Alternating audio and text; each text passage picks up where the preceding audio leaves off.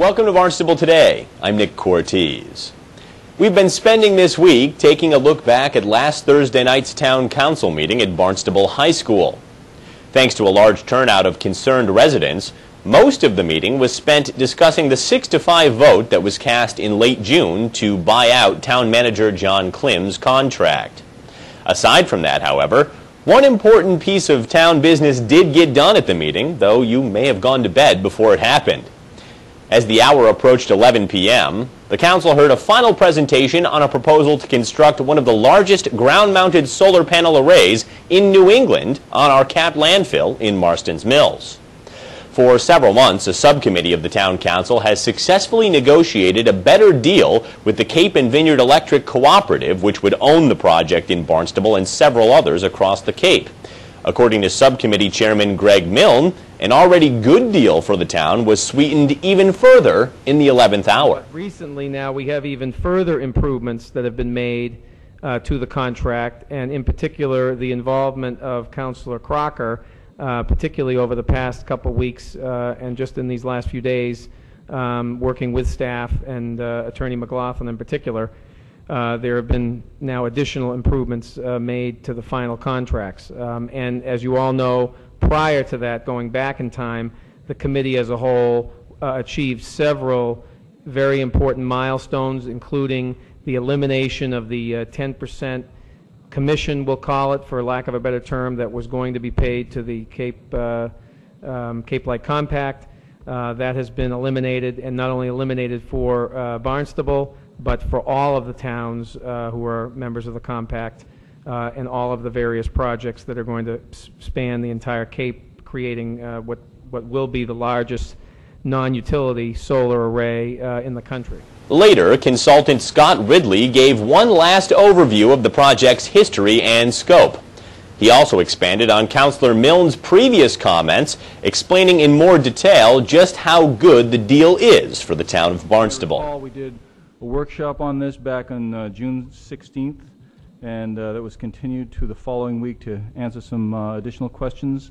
And we've continued to work on this and fine-tune the contract. As you may recall from the workshop, those of you who were there, this is a project that engages 17 acres of your current landfill to install a solar photovoltaic project that will produce about 5 million kilowatt hours a year. That project, the 5 million kilowatt hours, is equivalent to approximately 25% of the usage of municipal buildings on an annual basis, so you can see the magnitude that's here. And it's also hoped that this is going to be a groundbreaking project for the town and perhaps lead the way for other projects to come into being as well that would further increase your savings. The opportunity for this project has come about through a confluence of policy and tax incentives that have been provided both for public entities and private entities. So it's a public-private partnership that we're talking about here. And the first was the state policy that allowed the use of landfills not only here in Barnstable but across Massachusetts for solar PVs, and that ruling happened just last fall. And then there are solar renewable energy certificates that encourage private developers to get involved in these projects, as well as the tax credits, the federal tax credits that they can receive.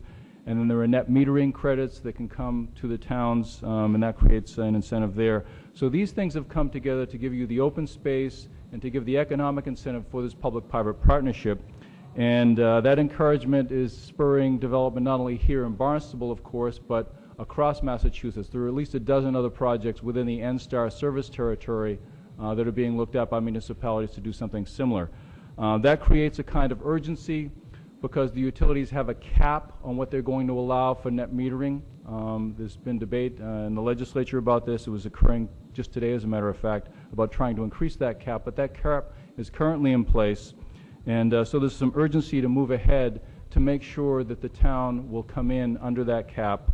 And Barnstable, along with other towns, are looking at voting on this. I believe most of the other towns have already, Charlie can correct me on this, most of the other towns have voted on this, and Barnstable is one of the last, if not the last, to finally consummate its vote on this so that the whole project can begin to move forward. And American Capital Energy, or ACE, was the vendor that was selected for this, and they were at the June 16th meeting and answered some questions at that time, And Eric McLean, the project engineer, is here tonight if we have any detailed questions to refer to him. The project, what ACE offered was a set price, a fixed price for 20 years of 6.9 cents per kilowatt hour. That compares to a price of about 8 cents a kilowatt hour that comes from NSTAR today. So you can see even below, it's below today's rates. Those rates are only going to increase, and the 6.9 cents is going to look better and better as time goes on over those 20 years. So what it results in is, as Richard Ulrich was saying, it results in the revenue of about $278 million a year. On a conservative basis, it'll go upward toward $350,000 a year, and move forward from there over the 20 years. It'll amount to about $5 million in total or more. And the town has buyout provisions within that 20-year period, year 7, year 10, year 12, and year 15 at fixed pre-negotiated prices that are very good prices, by the way, if you look at the overall value of this.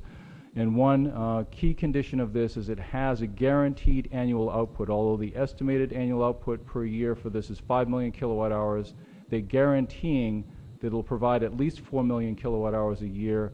If for some reason the output drops below that, they will make up the difference to the town. It's a guaranteed output, so you're going to have a guaranteed cash flow. The figure of $278,000 is figured to that minimum supply. That therefore it can go more than that on an annual basis for your revenues. Probably best of all, and what taxpayers like to hear, is the town is not putting up any money for this. This $18 million project is being paid for by the vendor. What you're providing is you're leasing the land at the landfill, and you're going to have the cash flow and the value of that land flowing back to the town. So it's a great project. It's been seen by the State Division of Energy Resources as a landmark kind of project.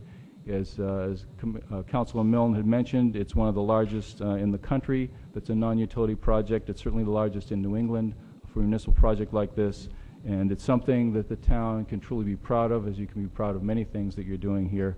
This is another thing that the town can truly be proud of. The committee was great to work with. We had a lot of interaction of the committee. The committee participated in attendance at the negotiation sessions with the developers. They got a very good feel for what's going on here.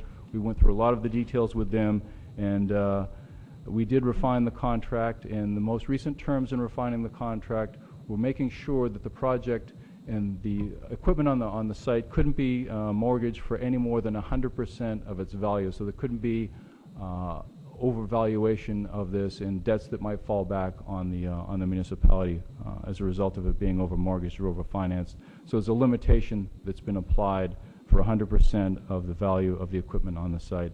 You're also not liable because of defaults or what might happen with some of the other sites and some of the other towns. You're protected from that in the provisions of the contract as well. As I said, this is something that Mark Sylvia, the Commissioner of the Division of Energy Resources, felt is a real game changer as far as development of photovoltaics in Massachusetts, and this is something that he sees as a model that will be used for other cities and towns. And so this is something that is a win for the town. It's a win for the developer. It's a great public-private project. After Ridley finished, the question was moved immediately with no council discussion, and the project was approved unanimously. The vote paves the way for a landmark alternative energy project that will produce about a quarter of the electricity used by all of Barnstable's municipal facilities. And it positions Barnstable as one of the leading towns for alternative energy in Massachusetts. Well, that's all for now. I'm Nick Cortez, and we'll see you next time on Barnstable Today.